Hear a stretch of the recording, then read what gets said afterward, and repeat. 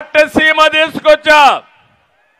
గోదావరి కృష్ణ రెండు నదుల అనుసంధానం చేసిన ఘనత తెలుగుదేశం పార్టీది. అలాంటి పట్టిసీమను ఈరోజు చూస్తా ఉంటే పాడుపెట్టాడు. గోదావరిలో డయాఫామ్ వాల్ ఉంది, 2 సీజన్లో పూర్తి చేశాం. దుర్మార్గుడైన ముఖ్యమంత్రి వరద వదిలిపెట్టి అది కొట్టుకొంబేడుగా చేశాడు. కడాన ఇక్కడ ఒక మంత్రి ఉన్నాడు, ఆంబోత మంత్రి అరుస్తూనే ఉంటాడు. డయాఫామ్ వాల్ ఎక్కడుందో తెలియదా ఆ మంత్రికి, అది ఎక్కడుందంటాడు. రెండోది కాఫర్ డ్యాముల్లో మధ్యలో నీళ్లు వదిలిపెట్టే పరిస్థితికి వచ్చారు. ఇంకో పక్క బండ్ ఏదైతే కట్టామో ఆ బండ్ కూడా కుంగిపోయే పరిస్థితికి వచ్చింది. అంటే ఒక వ్యక్తి అసమర్థుడైతే ఆ వ్యక్తి ప్రాజెక్ట్ కట్టలేడు, అసమర్థుడుగా మనం అనుకుంటాం. ఒక దుర్మార్గుడు ముఖ్యమంత్రి అయి స్వార్థం కోసం డబ్బులకు కక్కుర్తబడి కాంట్రాక్టర్ని మార్చి ఇంజనీర్లు మార్చి మన మీద బురజల్లేదానికి ప్రయత్నం చేసి కడాన పోలవరం ప్రాజెక్టుని గోదావరిలో కలిపేశాడు. ఇది బాధ అవునా కాదా అని మిమ్మల్ని అడుగుతున్నా. ఆ గోదావరి ప్రాజెక్టు పోలవరం ప్రాజెక్టు పూర్తయి ఉంటే ఈ రాష్ట్రంలో ప్రతి ఒక్క ఎకరాకు నీళ్లు ఇచ్చేవాళ్ళం. అలాంటిది ఈరోజు ఇబ్బంది వచ్చే పరిస్థితి వచ్చింది. ఇక్కడే మీరు ఒక విషయం గుర్తుపెట్టుకోవాలి, ప్రాజెక్టులే కాదు కనీసం కాలువల్లో కూడా పుడికి తీయడం లేదు ఈ ముఖ్యమంత్రి.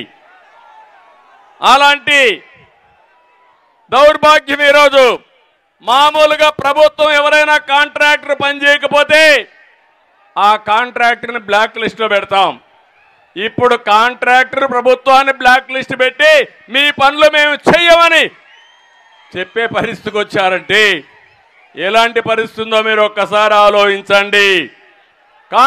ఒకప్పుడు రైతులే ఆత్మహత్యలు, ఇప్పుడు కాంట్రాక్టర్లు ఆత్మహత్యలు చేసుకుంటున్నారు. ఏమనాలి ఈ ప్రభుత్వం ఘనత అని మిమ్మల్ని అడుగుతున్నా. ఇక్కడ మీరందరూ ఉన్నారు.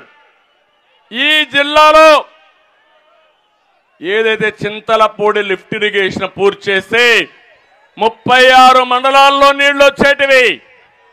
నాకు బాగా జ్ఞాపకం, సమైక్య ఆంధ్రప్రదేశ్లో ఒకేసారి నీళ్లు ఈ ప్రాంతానికి తీసుకొచ్చాను.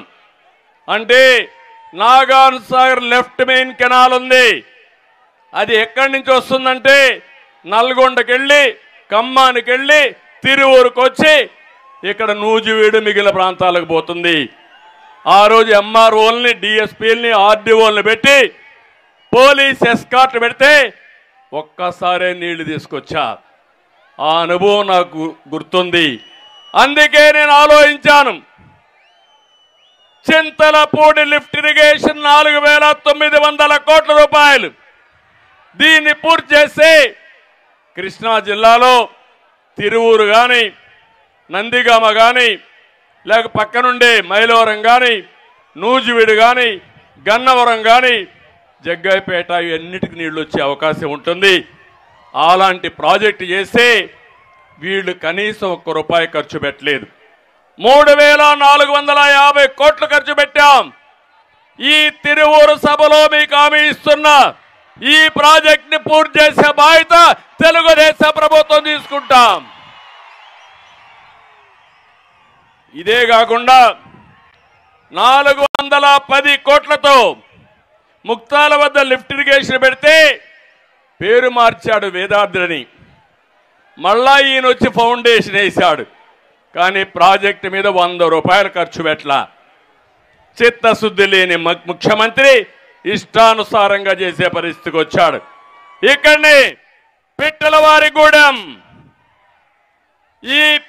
ఈ ప్రాంత ప్రజల చిరకాల వాంఛ 690 కోట్ల రూపాయల ప్రాజెక్టు, 50,000 ఎకరాలకు నీళ్లు వస్తాయి. దీన్ని పూర్తి చేసే బాధ్యత తెలుగుదేశం పార్టీ తీసుకుంటామని మీ అందరికీ హామీ ఇస్తున్నా. ఇదే కాకుండా ఈరోజు ఒక్క విషయం మీరు గుర్తుపెట్టుకోవాలి, మళ్ళా సాగునీరు రావాలన్నా, రైతుల యొక్క బతుకులు బాగుపడాలన్నా తెలుగుదేశం జనసేన ప్రభుత్వం రావాలి. ఈ సైతాన్ ప్రభుత్వం పోవాలి. అప్పుడే సాధ్యం. మళ్ళా రైతే రాజుగా తయారు కావాలి. దానికోసం మేము పనిచేస్తాం. రైతు రాజ్యం వస్తుంది. 3 నెలల్లో రైతు రాజ్యాన్ని మీరు చూస్తారని చెప్పి కూడా నేను మీకు తెలియజేస్తున్నా. ఇంకో పక్కన అమరావతి రాజధాని. ఏం తమ్ముళ్ళు, ఎవరైనా రాజధానిని కాపాడుకుంటారు తప్ప ఉండే రాజధాని తీసే వ్యక్తులను ఎప్పుడన్నా చూశారా అని మిమ్మల్ని అడుగుతున్నా. సాక్షాత్తు ప్రధానమంత్రి నరేంద్ర మోడీ గారు వచ్చి మన రాజధానికి ఫౌండేషన్ వేశారు. ఎన్నికల ముందు ఇదే ముఖ్యమంత్రి చెప్పాడు, ప్రతిపక్ష నాయకుడిగా రాజధాని మారదు, నేను ఇల్లు కట్టుకున్నాను, ఇక్కడే ఉంటుందన్నాడు. నమ్మించాడు. ఇప్పుడు నమ్మక ద్రోహానికి పాలుపడ్డాడు. ఇప్పుడొచ్చి 3 రాజధానులు అంటాడు. అక్కడ అనుకూలం కాదంటాడు, ఎక్కువ ఖర్చు అవుతుందంటాడు, నీటికి ముంపుకు గురైపోతుందని మాయమాటలు చెప్పే పరిస్థితికి వచ్చాడు. ఇవన్నీ చూస్తామంటే చాలా బాధేస్తుంది. ఆ రోజు సైబరాబాద్ నగరాన్ని నిర్మాణం చేశాను. నా కోసరం చేయలా, మా పిల్లల కోసరం చేశా, ప్రజల కోసరం చేశా. దానివల్ల వాళ్ళు బాగుపడ్డారు. ఉద్యోగాలు కావాలన్నా, లేకపోతే ఆదాయం ప్రభుత్వానికి రావాలన్నా అలాంటి సిటీ ఉండాల్సిన అవసరం ఉంది. ఈరోజు తమిళనాడుకి చెన్నై ఉంది, తెలంగాణకు హైదరాబాద్ ఉంది, కర్ణాటకకు బెంగళూరు ఉంది. ఏం తమ్ముళ్ళు మిమ్మల్ని అడుగుతున్నా, ఏమమ్మా ఆడబిడ్డలు మిమ్మల్ని అడుగుతున్నా, మన రాజధాని ఏదమ్మా? ఏ తమ్ముళ్ళు మన రాజధాని? 5 ఏళ్ళు రాజధాని లేకుండా చేసిన దుర్మార్గుడు ఎవరని మిమ్మల్ని అడుగుతున్నా. ఇది న్యాయమా అని మిమ్మల్ని అడుగుతున్నా. 3 రాజధానుల పేరుతో 3 ముక్కలాట ఆడేసి కడా నేను వెళ్ళిపోతా విశాఖపట్నానికి అంటే నువ్వెక్కడికి వెళతావు, నువ్వెక్కడే ఉండమని కోర్టు కూడా మొట్టికాయలు వేసే పరిస్థితి వచ్చింది. కానీ ఒక పని చేశాడు. అక్కడ చూస్తే 500 కోట్ల రూపాయలు ఖర్చు పెట్టి ఆ కొండనే మొత్తం బోడిగుండు కొట్టించేసి